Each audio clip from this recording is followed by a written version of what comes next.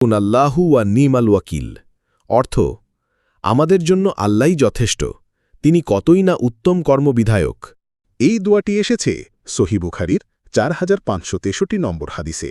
ওই হাদিসে আব্দুল্লাহ ইবনে আব্বাস রাদিয়াল্লাহু বলেন, হাসবুনাল্লাহু ওয়া নি'মাল ওয়াকিল, সূরা আলে ইমরান আয়াত 173। এই কথাটি হযরত ইব্রাহিম আলাইহিস সালাম বলেছিলেন যখন তাকে আগুনে নিক্ষেপ করা হয়েছিল, এবং রাসূলুল্লাহ সাল্লাল্লাহু আলাইহি ওয়াসাল্লাম বলেছিলেন যখন লোকেরা এসে তাকে বলেছিল, তোমাদের বিরুদ্ধে বিরাট সেনাদল একত্রিত হয়েছে, তাদেরকে ভয় করো। অর্থাৎ ইব্রাহিম আলাইহিসসালামকে যখন তার কওম আগুনে ফেলে জ্বালিয়ে মারতে চেয়েছিল, তখন তিনি বলেছিলেন, হাসবুনাল্লাহু ওয়া নি'মাল ওয়াকিল। আল্লাহ বলেন, কুলনা ইয়া নারু কুনি বারদু ওয়াসসালামান আলা ইব্রাহিম।